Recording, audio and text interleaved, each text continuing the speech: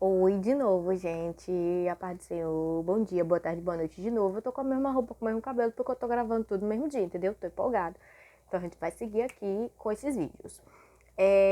Eu tinha uma palavra aqui guardada já tem muito tempo no meu caderninho aqui, por isso que vocês vão ver que eu vou pescar.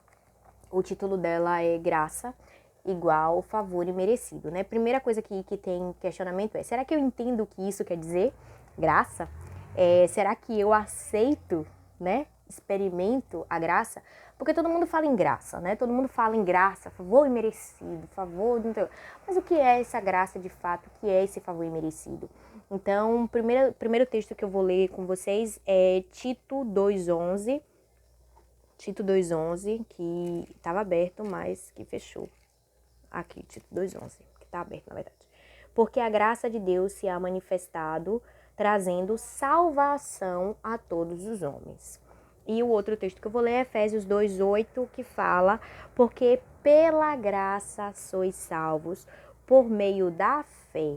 E isso não vem de vós, é dom de Deus. Coisa linda é a graça, né? Vou só ler aqui, eu vou ler algumas coisas porque tá anotado, tá? E eu vou ler, deixa o bisu passar. Vou ler uma notinha que eu escrevi que fala assim: levando em consideração o fato de Deus já ter expressado sua graça antes de Jesus, né, no Velho Testamento, vale ressaltar que antes de Cristo, a graça não estava à disposição das pessoas. Era manifestada por Deus em algumas ocasiões. Aquelas pessoas, especialmente os israelitas, não experimentaram um dom gratuito de Deus. Elas tinham que oferecer sacrifícios pelos seus erros para obter perdão. Ou seja, é só uma distinção entre o que tinha no Antigo Testamento e o que a gente tem no Novo Testamento, tá? Eu até, como já tem um tempinho que eu escrevi isso, eu até diria que, tipo assim, a graça ela estava assim à disposição de todas aquelas pessoas, não é me contradizendo, é só me atualizando, entendeu? Daquilo que eu tenho aprendido, de que a graça estava assim à disposição daquelas pessoas. Então a gente vai fazer aqui uma brincadeirinha com graça, né? Que é 5W2H, para quem não para quem é da área de administração, mas quem em algum momento já montou algum projeto, alguma coisa do tipo, conhece 5W2H, não me pergunte para falar agora em inglês não, porque eu sou péssima para isso. Então a primeira pergunta é: qual o favor? Né? A gente pensando assim, graça, favor imerecido. Qual favor? Que favor foi esse? E aí a gente tem, né, no Velho Testamento a gente tem o amor de Deus, a vontade de Deus o tempo todo. No Novo Testamento a gente vai ter João 3,16, como eu li, né, porque Deus amou o mundo, né, deu seu filho. Então, esse foi o favor que Deus fez. No Velho Testamento era o amor, a vontade dele o tempo todo. No Novo Testamento continua sendo o amor. Ele deu o seu filho, né? Esse nascimento de Jesus, esse deu aí, né, para o nascimento e para a morte e ressurreição, que são dois eventos importantes ligados a esse favor. Então, qual foi o favor? Foi primeiramente o nascimento, porque sem nascimento não teria como ter morte, não teria como ter ressurreição. Aí a pergunta: quem foi que fez aí esse favor imerecido? Quem foi? Quem é o autor da graça? Deus, Jesus, o Espírito Santo. Quem é eles? Entendeu? É o who, né? Se eu não me engano. Eu sou meio ruim de inglês. Where, onde. Já falei inglês. No Velho Testamento, porque eu fiz uma divisão aqui entre Velho e Novo Testamento, no Velho Testamento a gente pode pensar um pouco assim, que era diretamente na vida das pessoas, né? A atuação era da graça, era direta na vida das pessoas. E no Novo Testamento a gente vai identificar essa graça aonde? Na cruz, entendeu? Mas graças ao fato de ele ter acontecido na cruz, o favor é feito em nossas vidas com a ação direta do Espírito Santo. Então, ele começou na cruz, né? O lugar onde a graça começou foi ali na cruz, já dentro dessa visão do Novo Testamento, mas ela se concretiza mesmo nas nossas vidas com a ação do Espírito Santo o tempo todo em nós. Quando? Aí eu respondo. Pensando na morte de Jesus, o favor foi feito há mais de 2000 anos atrás. Pensando na morte de Jesus, né? Nesse quando da cruz. Mas pensando que Deus nos ama desde a fundação do mundo, esse favor foi e é feito em todo o tempo, ao longo de toda a nossa existência. Então a graça, o quando da graça se manifesta o tempo todo. Especificamente, a gente tem aquele ato na cruz há mais de 2000 anos, mas a gente tem a graça se manifestando o tempo todo. Por quê? Por que graça?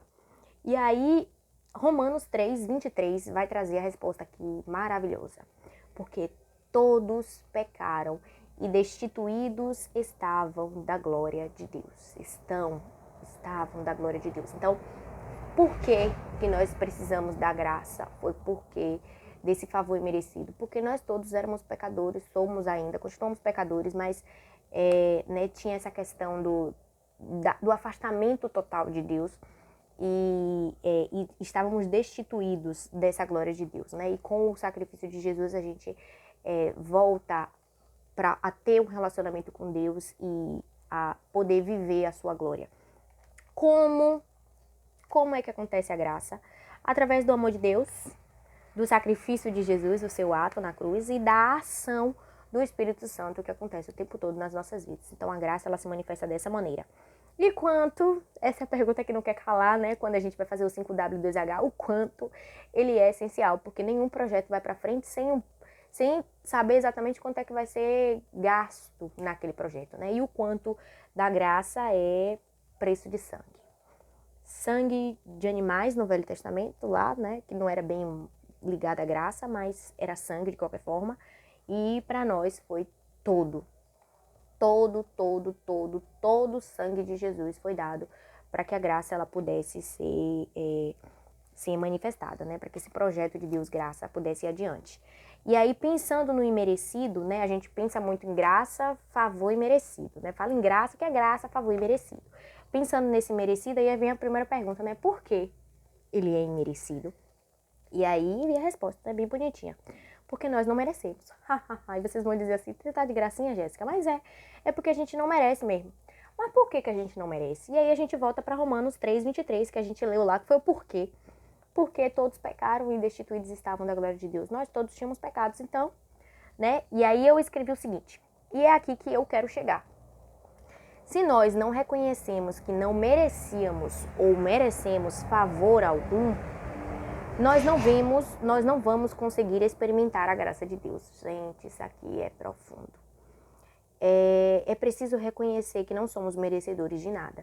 Se a gente não reconhece de fato que a gente não merecia e que a gente recebeu algo sem a gente merecer, a gente não entende o que é graça. Entendeu? Porque graça é justamente isso. Você reconhece que você não merecia e você recebeu a si mesmo.